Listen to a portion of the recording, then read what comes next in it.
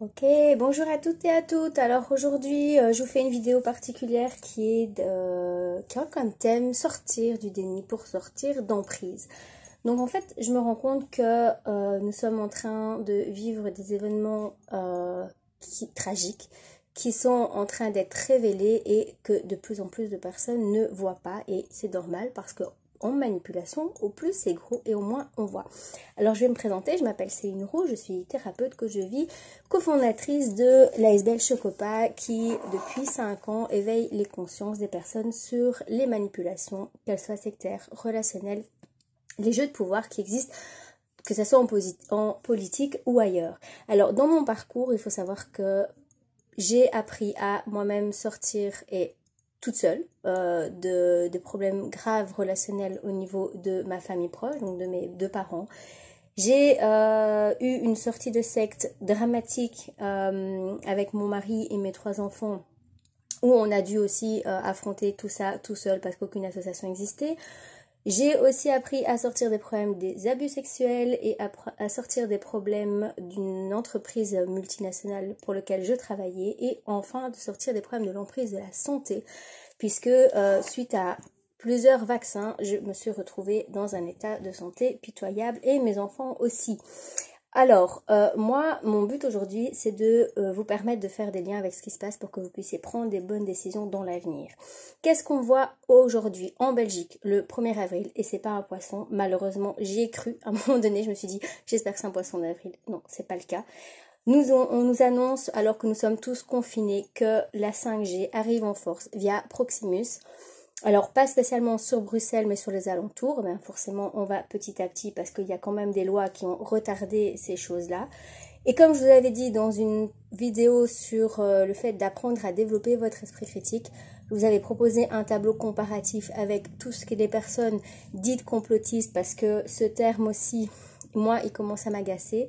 Parce que quand quelqu'un vient te dire, oui, est-ce que tu ne serais pas dans les complotistes, finalement, on se rend compte que c'est une des techniques de la manipulation de dénigrer les autres personnes, de donner des préjugés avant que les personnes parlent, de les mettre dans des catégories pour que, quoi qu'elles disent, en fait, elles seront de toute manière pas crues et discréditées.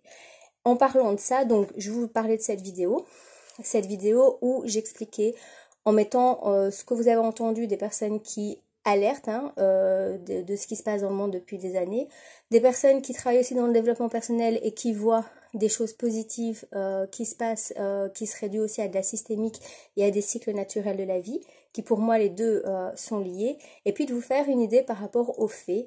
Donc vraiment développer votre esprit critique en étant ouvert à ces deux mondes parallèles qui sont peut-être extrémistes justement l'un l'autre, ceux qui n'ont plus confiance en rien et qui pensent que tout a été manipulé, et ceux qui se disent que finalement tout ce qui est manipulé c'est aussi pour notre bien parce que comme on vit sur Terre et que tout existe par son contraire, ben forcément autant on peut avoir confiance en rien et autant on peut aussi avoir un peu confiance en tout et faire confiance en la nature.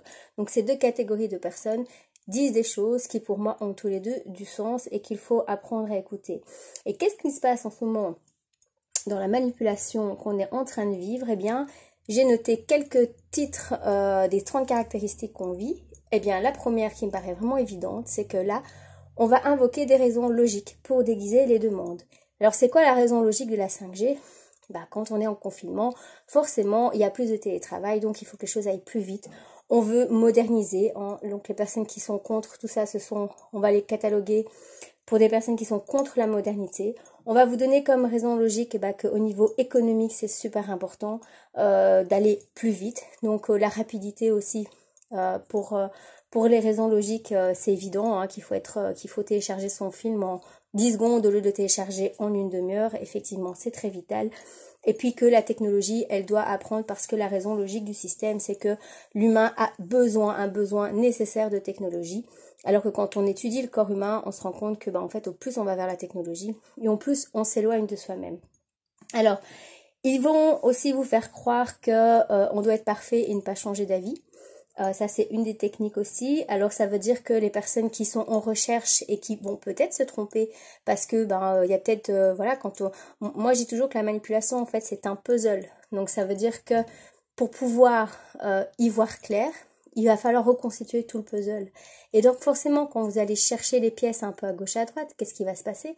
C'est qu'il y a des pièces qui feront peut-être pas partie du puzzle parce que vous êtes trompé dans les intentions des personnes et ce qui est en train de se mettre en place. Mais n'empêche que vous allez avoir quand même une image beaucoup plus globale, même si dans le puzzle il y a des pièces qui sont pas justes. Alors je pense à ça, par exemple, on dit que oui, non, la 5G, c'est pas elle qui est responsable des milliers de morts d'animaux qui sont tombés comme ça. En fait, voilà, si on n'est pas scientifique et qu'on n'a pas été près des recherches, de nouveau, on peut pas le vérifier par nous-mêmes. On peut juste observer que, bizarrement, il y a eu quelque chose de nouveau et qu'il y a eu un effet juste après. Et nous, on va vous dire, non, non, c'est un empoisonnement, c'est autre chose. Et donc, vous allez entendre tout et son contraire, donc difficile pour vous de vérifier finalement ce qui est vrai ou pas. Et donc, on va vous dire que vous ne devez pas changer d'avis. Par contre, eux, oui, ils peuvent changer d'avis. Et comment ils font pour que ça passe très bien? C'est qu'ils utilisent le double discours. Donc dans le double discours, ce qui va se passer, c'est qu'on va vous dire deux choses opposées, comme ça a été le cas chez nous en Belgique. Non, non, le coronavirus, c'est pas très grave, mais si c'est grave, on prendra des mesures drastiques. Eh ben, quoi qu'il fasse, s'il n'y a pas de mesures, ben, on vous avait dit que c'était pas très grave, dans la même phrase, hein, juste avec une virgule au milieu. Et puis, si finalement on prend des mesures drastiques, ben, on vous avait prévenu qu'on pourrait arriver à là. Donc de toute manière, en utilisant le double discours, c'est très pratique parce qu'on a toujours raison. On va juste utiliser la partie de phrase qu'on a mis en place. Mais par contre, les personnes qui utilisent ce genre de système, eux, vont discréditer les personnes qui ont changé d'avis entre-temps. Ils disent, bah, tiens, moi j'avais fait des recherches par rapport à ça, bah non, effectivement, peut-être que c'est pas ça maintenant. Alors que moi, personnellement, je trouve que il y a que les imbéciles qui changent pas d'avis et que justement au niveau de l'ego, c'est l'humilité de reconnaître qu'on s'est trompé qui est plus importante que de savoir si on a raison ou tort. D'ailleurs, ce que je dis régulièrement aux personnes, c'est qu'au niveau du sectarisme, le premier sectarisme qu'il y a dans l'humain, c'est le fait de vouloir avoir raison à tout prix. Donc c'est un esprit fermé, c'est un esprit qui est buté. Alors que le fait d'écouter tout le monde et pouvoir changer d'avis, ça nous permet de sortir de l'esprit du sectarisme. Alors, une autre caractéristique qu'on est en train de vivre, c'est qu'il y a, on crée la suspicion, on sème la zizanie. Ils vont régner par la peur de la maladie, la peur de mourir. Donc, il y a une vidéo qui passe en ce moment sur Facebook, même si on dit que c'est faux, je suis désolée. On donne des chiffres par rapport aux personnes qui meurent. Moi, j'ai été étonnée de voir qu'il y avait 3 millions de personnes dans le monde qui meurent chaque année à cause des problèmes de respiration, dont en Chine. Il y a plus de gens qui meurent de la pollution suite à des problèmes de pollution que suite aux problèmes du coronavirus. Et donc, on va vous donner des chiffres faux et on va vous déconnecter de la réalité. Il y a plus de personnes qui meurent chaque année du cancer, du sida et d'autres choses que ce qui se passe en ce moment avec le Covid. Et on va vous dire que oui, c'est parce qu'on a pris des mesures, mais finalement, on n'en sait rien. Ce sera l'avenir qui va montrer si vraiment ces mesures étaient nécessaires ou pas et le pourcentage de personnes qui meurent par rapport à la maladie, si elle est dangereuse ou pas. Donc, on n'a pas vraiment les moyens de vérifier et les dire pour l'instant. Alors, je suis pas en train de dire qu'il faut sortir du confinement.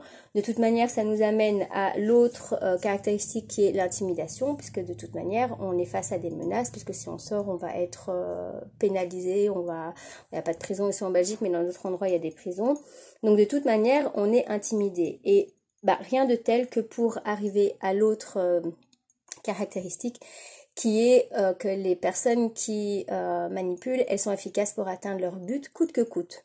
Et donc là, moi j'ai envie de vous dire, sincèrement, si on avait un moindre doute que la 5G, comme ça a été prouvé pour les Wi-Fi, les 4G et d'autres choses, elle était vraiment mauvaise pour l'environnement et la santé, pourquoi on veut absolument la mettre?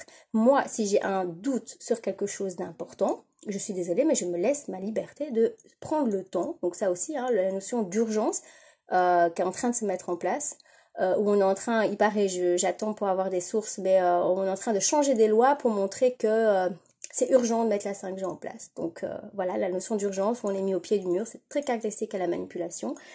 Donc par rapport à ça, le fait que, voilà, maintenant j'ai perdu mon idée.